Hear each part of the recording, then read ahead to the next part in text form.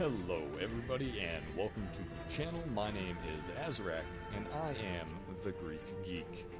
Today we're going to be taking a look at Last Epoch, which is an isometric top-down ARPG. So if you're a fan of Diablo series or Path of Exile, this is a game that should be quite fun for you. We're going to go ahead and start by taking a look at the 5 base classes that you have in the game that all have their unique specializations that you can go into later on in the game. To start, we have the Sentinel that can go into a Void Knight, a Forge Guard, a Paladin. So those could be all quite fun for people who enjoy warrior classes, but with a nice little unique twist to them. Then you've got the Rogue, who has Blade Dancer, Marksman, and soon to come the Falconer, which should be quite an interesting class to have there. Then we have the Mage. The Mage is going to have the Sorcerer, the Spellblade, and the Rune Master. I've never really played any Rune Masters in any other RPGs or ARPGs, so that would be an interesting one to see. Then we've got the Primalist. We've got Beastmaster, which I assume you get this big fuzzy boy when you use that. The Shaman, and the Druid, which I would assume is going to be like a Diablo 2 Druid, where you can shapeshift into bears and maybe a wolf or something like that. Then finally, we have the Acolytes. They can become Necromancer, a Lich, or soon to be a Warlock, which that one sounds interesting to me. Sounds like some dark magic, almost like a dark mage. So those are going to be all of the classes and their subclasses. They are all going to be gender locked. You do not get your choice on this. That is kind of a downside for some people, but people who are used to this genre, especially if they've played Diablo before, Diablo 3, then they'll be used to this and it won't be such a big problem. So we're going to go ahead and start with a Rogue, who I've already made here, and we're going to go ahead and jump into the gameplay here. Before we get into that though, if you guys could like, comment, subscribe, and turn on the notifications with the bell, that would be amazing as it helps the channel grow. Thank you. Going to be your abilities, one for your potions. Now let's go ahead and see how this game plays. Judge me away. Oh wow, things hit relatively hard right off the bat. Okay, that's cool. Hey, gameplay. Display health bars over enemies. I quite like that. Players over minions. I'm not going to have many of those. There are loot filters in this game. From the reviews that I've read, they are quite comprehensive, relatively easy to set up. I'm not going to worry about that right now, but from what I've heard, loot in this game, just like other ARPGs, can be quite extensive. I like the loading screens. They've got quite a lot of beautiful detail, really nice artwork to this game, lots of beautiful lighting. This is already looking quite nice. View materials, you've got your whole wallet here with glyphs, modifier runes, that must be for crafting later on. This game does boast to have quite the good crafting system. So that's nice. Rogue bows, so I can use that, but then does that get rid of my... Okay, that just replaces that. Interesting. I am going to be a Blade Dancer, though. This is really nice. The audio, the attacks sound nice, the movement's very responsive, enemies sound pretty cool. They've got their own unique little thing. Those are a bunch of Q-bones I just killed. Q-bone. Unique. Ooh, what did I get now? Shift. Oh, sweet. A little bit of a mobility boost here. Easy. Too easy. That's right. That's right. Too easy. Just nuked those guys. This is nice. This plays phenomenally. Let's see. Alt, mod explanations, control, compare items, alt, control, crafting, and item roll information. Okay, so belts give you increase to your potion slot. That's nice to know. Beer. Is beer a potion? Is that what it is? Yeah, it just went up. Interesting. Oh. Oh. Whoa, what are these things? Let's get in there, man. Osprix Warrior. Those were really cool enemies. What's up, my guy? Ooh, what's this? Gaining passive node points. Currently you have access to your base class passives. You'll have the opportunity to choose a mastery class during your adventure. Once you choose a mastery class, you will gain access to the left section of each mastery and the right section of your chosen mastery. Okay. Interesting. Interesting. Guile, dodge rating, poison resistance, steady hand, dexterity, and health. Swift Assassin, attack speed and physical damage. I'm gonna be a very aggressive mofraggle, so I'm gonna go with Swift Assassin and steady hand first with my points. So 1 unspent point. I have another one to spend. Looks like I could spend it there. Ooh, boss fight.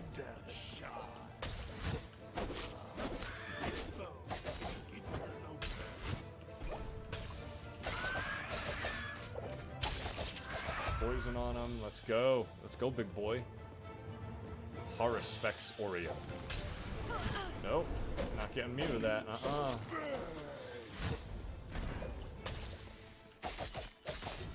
Oof. You dare defy Roggersville? My talent will tear you apart. One more, and then here comes the fire wave. Cool. Aid me. Gotcha. About to have a full inventory. Ooh, shiny. And here we go. Going through the wormhole. Okay, level 5. We've got 3 dexterity, 10% fire resist, block chance, armor, block effectiveness, dodge. This is nice. This is really good character sheet. This breaks down everything really well. And if you're like a druid or a beastmaster or a necromancer, this is a very important page. Every ability has its own talent tree, so you can build it out however you would like. Since I am going to be a melee class, and we're just going to bump that up some more, get some more damage off of that ability.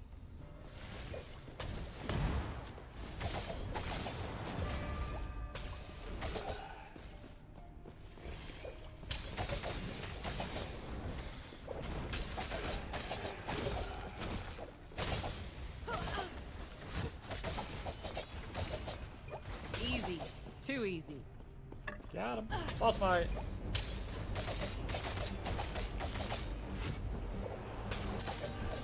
Whoa. Gotcha. Gotcha. Oh!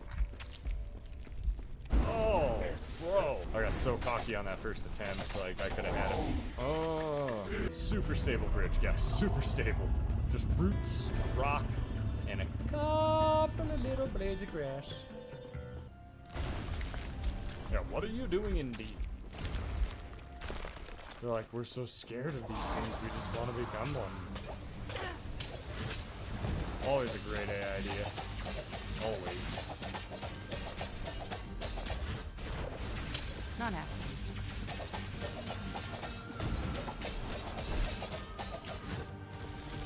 Oh my. Take out those dumb cultists. Never trust a cultist. I don't know why people don't understand that. Missing part of the bridge, so now I've got to go back to the ancient time of the temple to find. Okay. Very smart use of the time jumping in this game. That's really nice.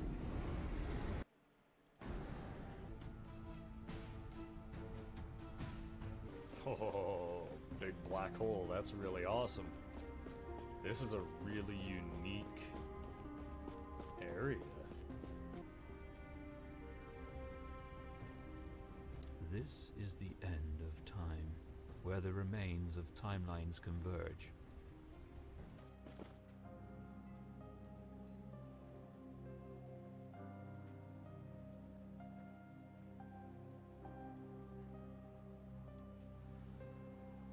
It's awesome. There's a whole lot to this game. Like, there's a lot of areas to go.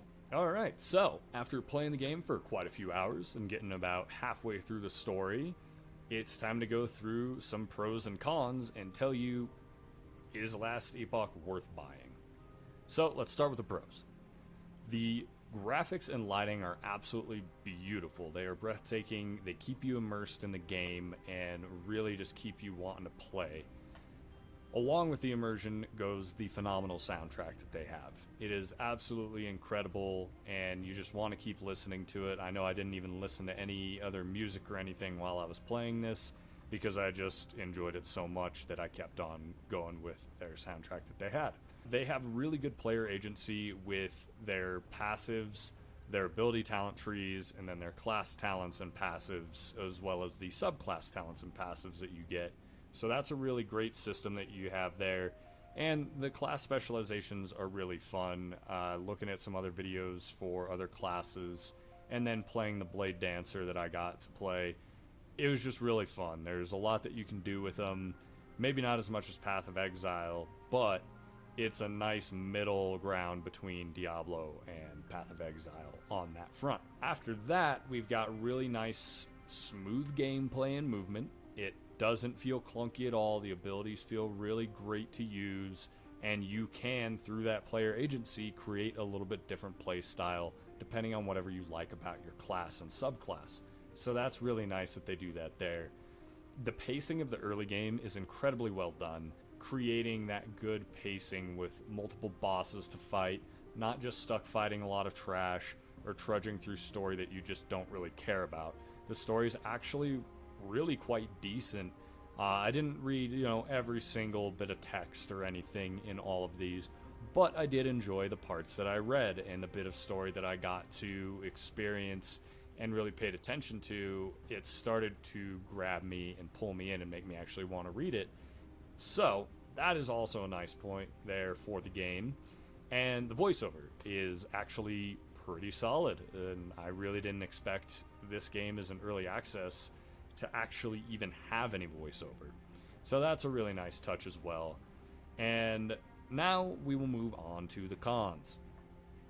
There's really not a lot here, but for me, the loot isn't the best, but the filters help quite a lot. I didn't get to play with those a lot, however I'm going to in the future, and I wish that they did just tell you a little bit more about what your character can and cannot use. I wish there was somewhere in your character sheet or somewhere in the game that is more ideal to learn what your character can and cannot wear. But again, filters. So that is a nice part that kind of takes care of it. Another thing is there's not a lot of tutorial for the crafting. It gives you a brief introduction to it and then not a whole lot. However, they do have an in-game written guide that you can click on when you're looking at doing your crafting. So that is nice. They do compensate for that. You either want to read that guide as you're going through and doing it, or just go to YouTube and watch a guide, whatever you prefer there on that. The other con that I have, and my only other one really, is the respec of abilities and your class passives. It feels a little punishing to respec abilities, because you don't get to keep your ability ranking at, let's say I respec at level 8. I don't get to keep another ability at level 8. It drops down to whatever your minimum is. So for me, when I respec one of my abilities, it went from level 8 to level 4. They do, however, to mitigate this a little bit, have a catch-up mechanic built into it to where you get more experience for that ability's class tree that you change it over to, in between where you respect it from. Say I respect it at level 8 and it dropped down to level 4, I get bonus experience to get myself caught up to that level 8 for that ability after I've respect. So not optimal in my eyes, however, they've at least done something to mitigate it, so it's not that big of a deal. Overall, yes, I think that this game is worth your money. I think it is worth buying. I had a lot of fun with it. I intend to play this game more, and I might even make more videos for it in the future. It's a lot of fun. I've got a lot more exploring to do. I want to beat the story and then see what the end game is like. For the amount of time that I've had on it alone, though, I feel like I've gotten my money's worth, which is very important. So I think it's a fantastic game, well worth it, even if it's in early access. Once this game comes out full-fledged, it's going to be incredible. And overall, from everything that I've seen within the community, the reviews, everything like that, and YouTube videos, the game just keeps getting better. The devs clearly have an idea of where they want to go with the game. They have passion for it, and they're going to keep expanding on it. So it's a great entry-level ARPG for anybody who's trying to get into this style of game or just wants to explore outside of the box of what they normally play. And it's fun for veterans of the genre as well if they're bored of whatever other game they're playing, whether it's Path of Exile, Diablo 3, or Grim Dawn, or whatever other ARPG that you play. With that being said, thank you guys for stopping by. I appreciate you for watching all the way to the end. Again, my name is Azarek, and I am the Greek Geek. Have a great day, and I will see you in the next one.